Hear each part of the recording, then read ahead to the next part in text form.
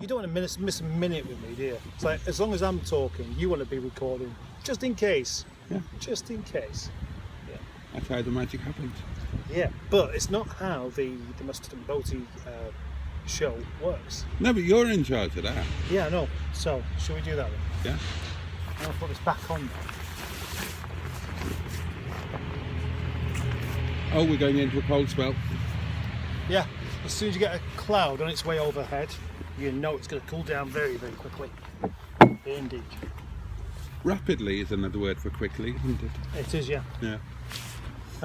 It means something slightly different, I think. Oh, does it?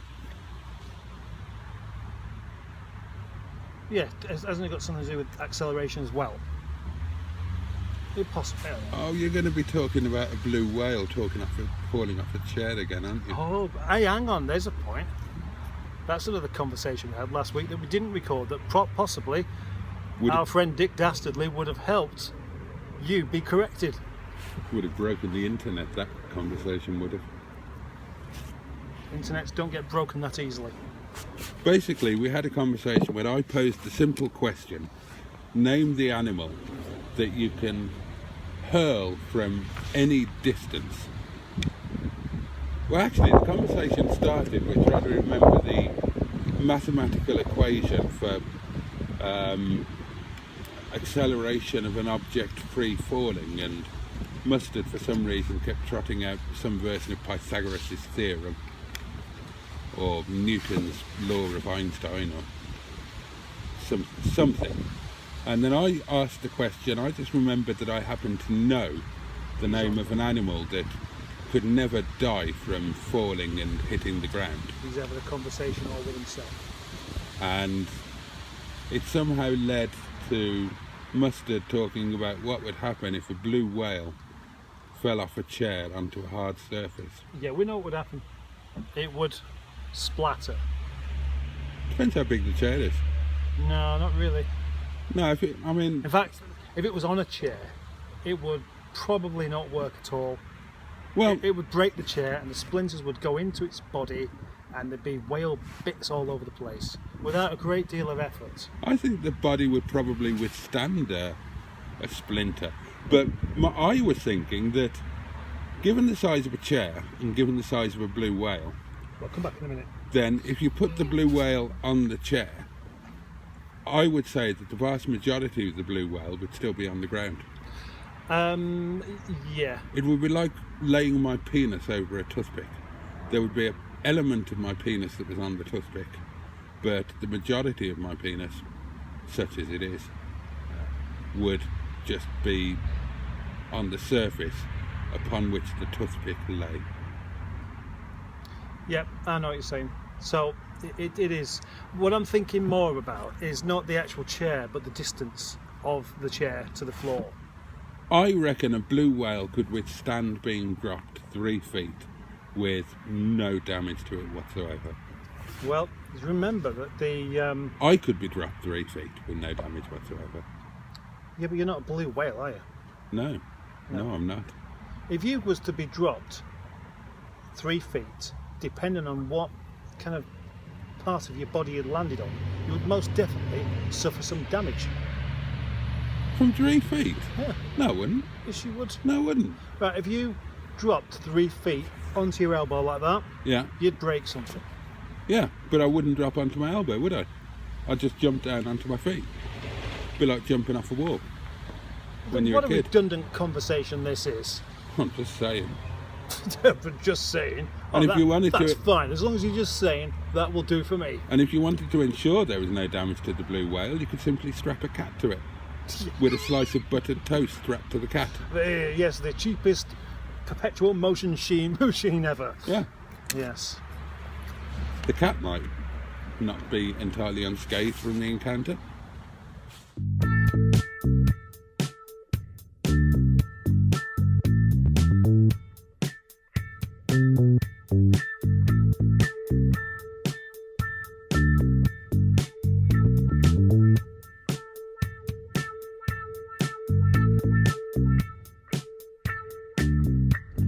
YouTube channel's not any good, but he's a nice guy. I'm sorry, Mr. Boaty. I'm sorry about that.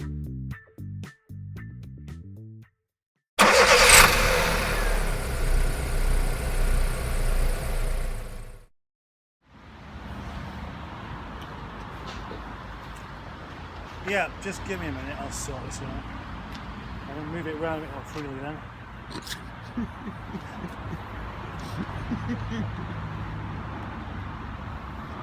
You thought your tripod didn't have a leg to stand on. I want you to go and sit in a corner and think about what you've just said. Why? If I have to tell you, If you have to tell me what? welcome viewers to the section of the video that I like to call William. This section of the video is called Mustard Does Things. Whilst Bolty stands around not doing things. How about that? Well, that is a particular skill of mine. It's a good skill. I'm rather good at not doing things. And sometimes that's a good thing. Sometimes it's probably the best thing. Imagine what a different world we would have lived in if Hitler had not done certain things. Like annexing the Sudetenland and stuff. Yeah. Okay, I will now go to the other side of the car and frolic.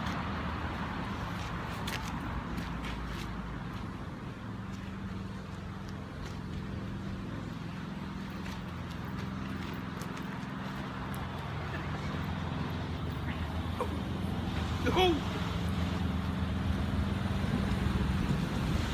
I may have frolicked too soon after lunch.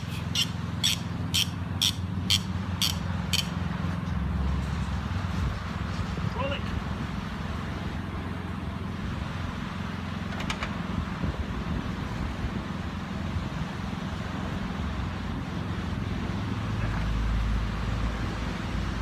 I was going to ask why that had a random Jubilee clip halfway down the elevator. As you now know.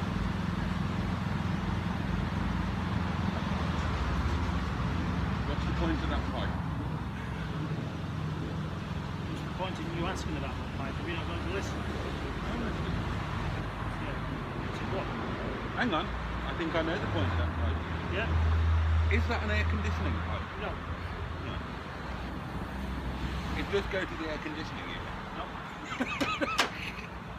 Well, it does. I'm sure it does. Have a look. It comes round here and it goes in there. In where? There. It goes down here. That's not the air conditioning unit. Well, what is it then? That's the aircon unit there. That's the aircon compressor. Oh. These are the aircon pipes. These metal ones here. Oh. And they're cooled by that radiator at the front. Okay. What does OAT stand for? OAT. Yeah. It's organic something. I can't remember. Awesome. Yeah, you know. Dick Dastardly said that you were right and I was wrong. Yeah, obviously. And you know what that means? It means that Two of you are wrong. are you talking about the acronyms? Yeah. Right. Good old Dick Dastardly. He said that there's like a, I think, what was it? I think you said the same thing. Is it an initialism? Initialism. I'd never heard of that. I didn't know that was a thing. He seems to think it is. Yeah, I thought you was an educated man. We all make mistakes. Some more than others. You'd know.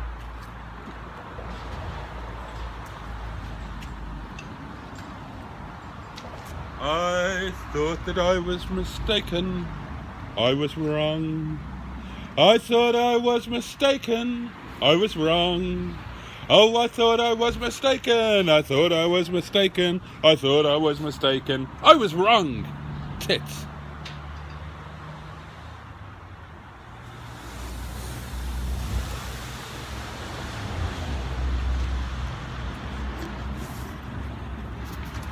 It's not concentrated washing up with No, that's OAT technology. Do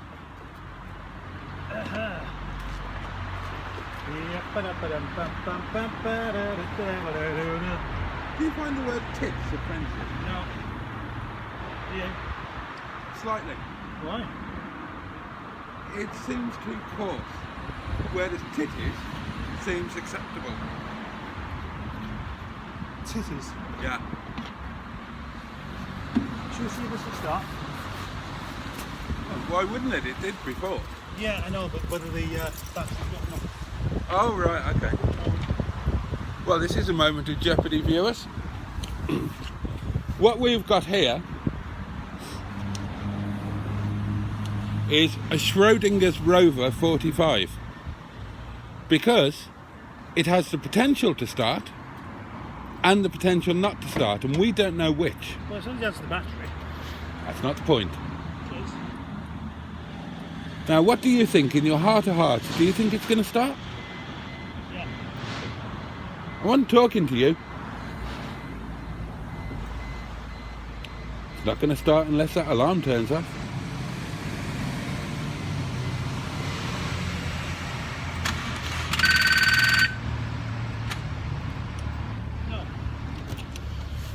Right, the vehicle has failed to start, and therefore we must now do the dance of disappointment. What exactly are you doing there? What's this video all about? It's going to be about the dance of disappointment. Okay, carry on.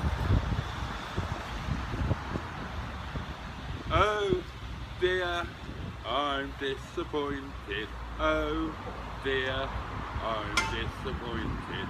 Oh dear, I'm disappointed. I am disappointed. Could you imagine being double jointed and open minded? Wouldn't that make for a wonderful evening? Yes, it would.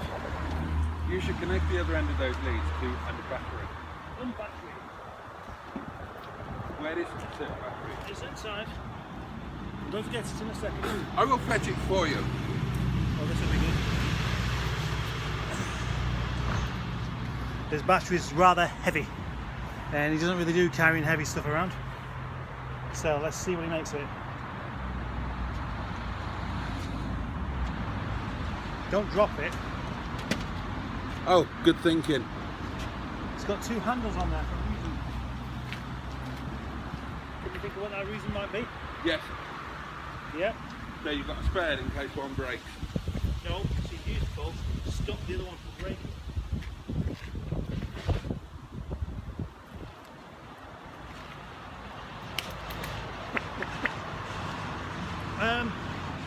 Don't get some water to top up the coolant. And then we'll be done with this. At this moment, Mustard is going to get some water to top up the coolant.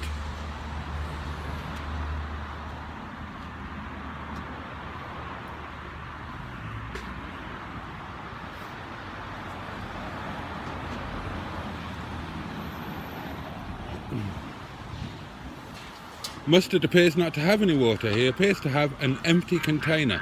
What will he do now? Well, he'll look at his phone. Oh, it's Wendy. Love is like a butterfly, as red and gentle as a sigh. The multicoloured moods of love are like its satin wings. Love makes your ass feel strange inside. Welcome back to the Yard of Broken Dreams. And if you remember, when we left it, Mustard was going in search of water, and it looks as though his search has been fruitful.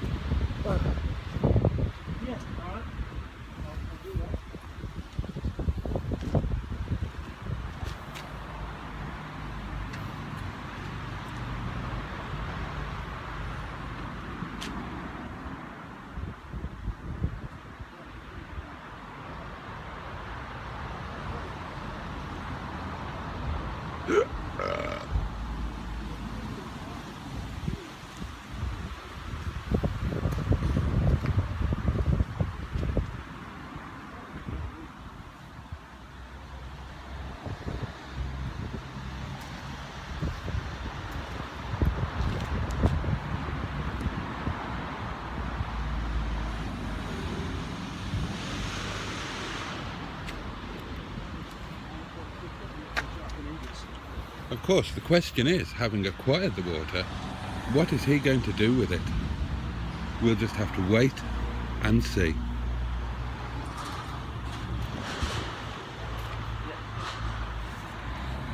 Yeah. At this point, Mustard is still on the phone. He appears to be enjoying the conversation. Look at the expression of happiness upon his face.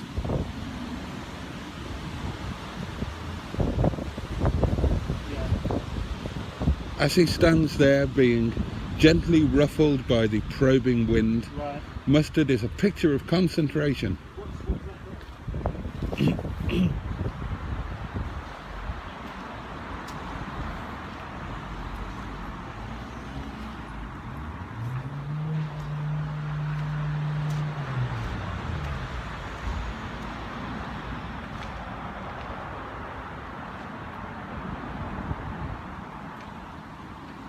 Yes, I know. I can't take it.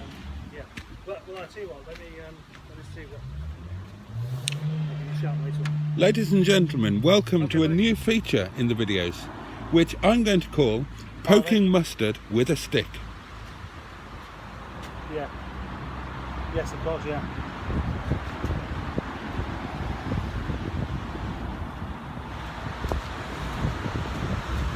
Yeah. Yeah. Gosh, this is fun.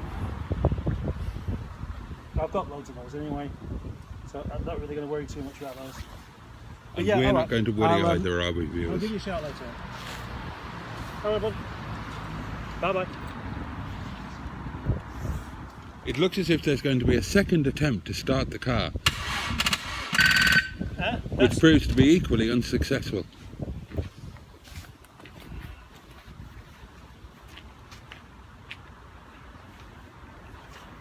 Could it be a problem with the placement of the jump leads? Or could it be because Captain Mustard doesn't know how to say jump leads in French? No, that's not what we're supposed to do. Those super jump leads, they never let me down. Except for now.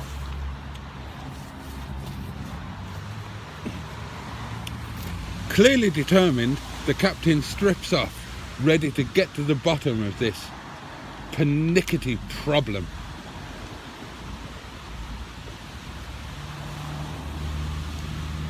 He fine-tunes the placement of the jump leads on both batteries, hoping that this will provide a solution. And now it's attempt 3.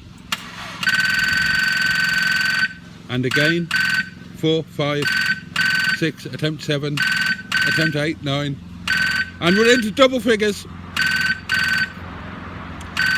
Oh, and we've gone back to the 1970s, and somebody's on the phone. It could be the speaking clock. Hello? Is that the speaking clock? Nope, wrong number.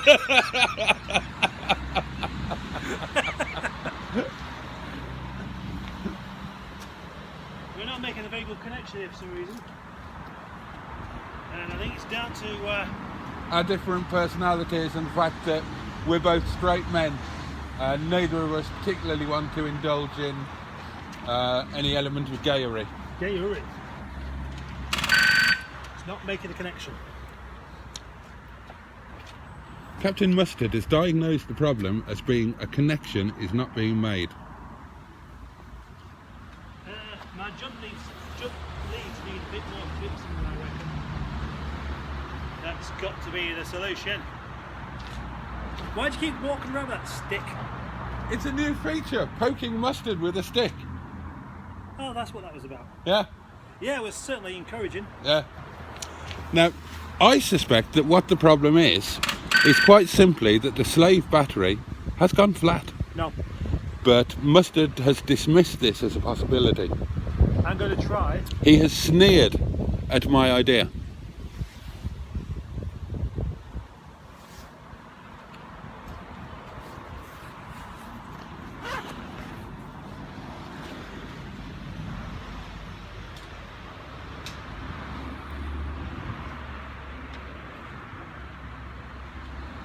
When it comes to my idea, viewers, and I'm not going to mince words, He has poo-pooed it.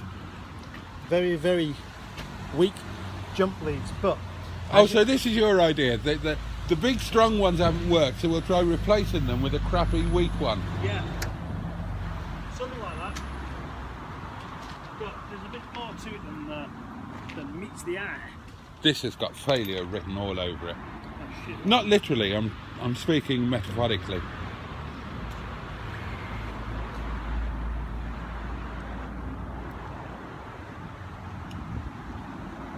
If I had to pick 3 words for this latest idea, it would be doomed to failure. But here we go with attempt 73. Oh, what a shock! Right, I'm gonna have to jump in here. What do you mean jump in? I'm gonna have to help you. No, you're not. Well, I clearly am. You're failing left, right, and centre. Yeah, well, I'm not sure the that is just a bit too big a look again. That's the issue, you see. That did come out once.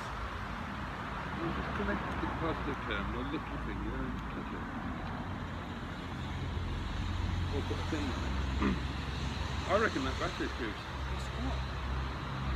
Battery's fine.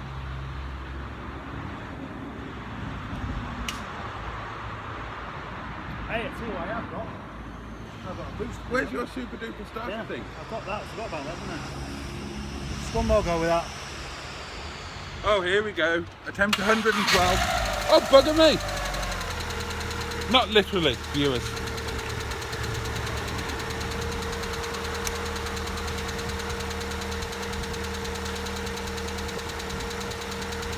At this point, it falls upon me, who had been, let's be frank, the doubting Thomas, to go and do the dance of success. Oh shit. That was a good place to leave that.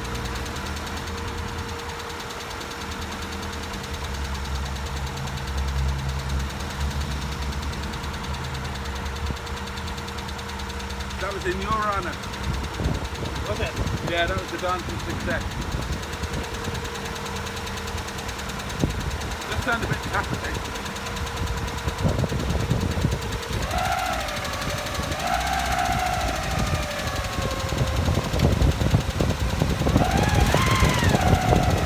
That's too tight.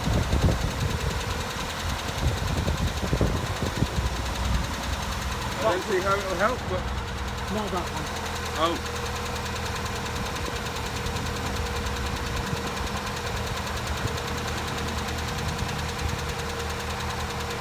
Yep, the smoke's coming off again.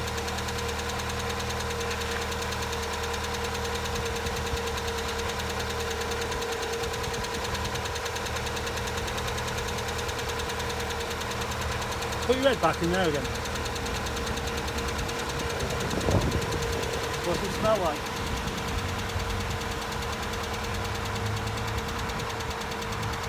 Tanya Jones from Swansea.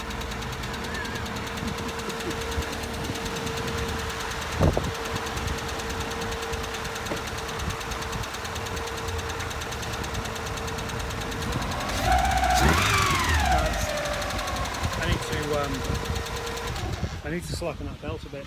Cam belt's too tight. I take it that you can't literally slacken the belt, you have to slacken the tensioner. Yeah. You know all about these, don't you? Well, I know that it's supposed to have a 1.3 degree.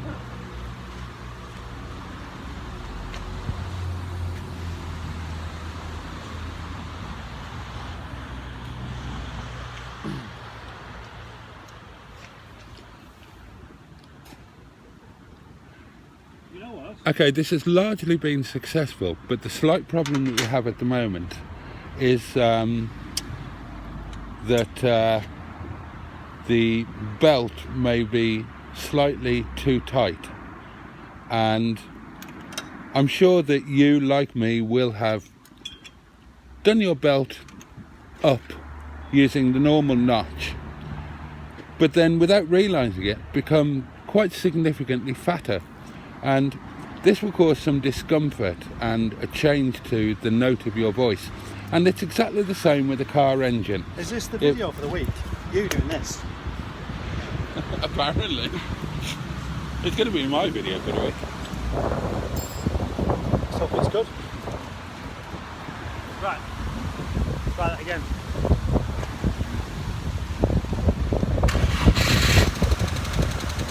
It started. It did? It's better. It's definitely a bit too tight. Now, is it me, or does that sound exactly the same? It doesn't sound exactly the same.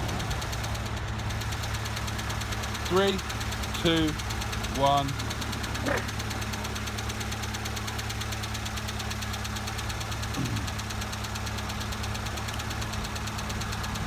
It's got 2 handles for a reason. What's that then?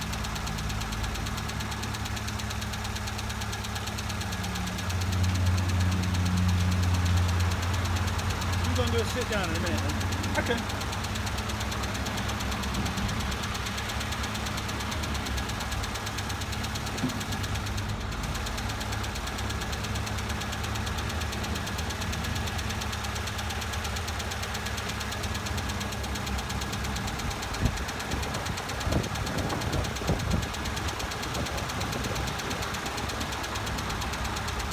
Still smoking a bit, isn't it? Are you concerned by that? The internal combustion engine is basically a series of different parts that all work together in order to provide propulsion for the motor vehicle as a whole. Who are you telling that? Them. They don't know. Oh no, it's the wrong lid.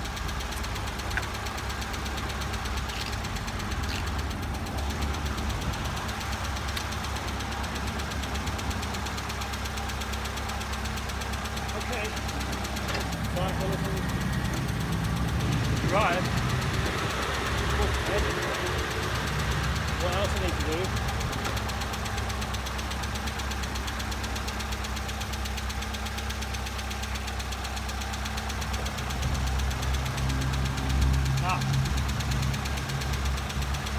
Oh, that's supposed to just go on. That's how you test the fan.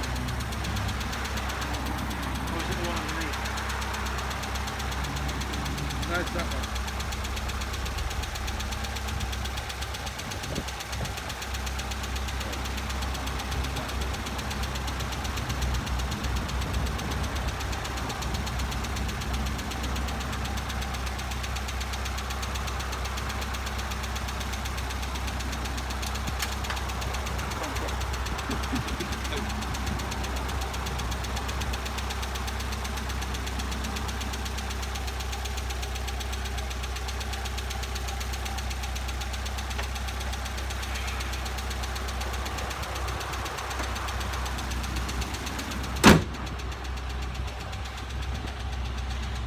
Now what you see underneath the bonnet may be to some of you an impenetrable mystery, but to people like the captain here who regularly fertile about on a mechanical basis, it's like a familiar old friend.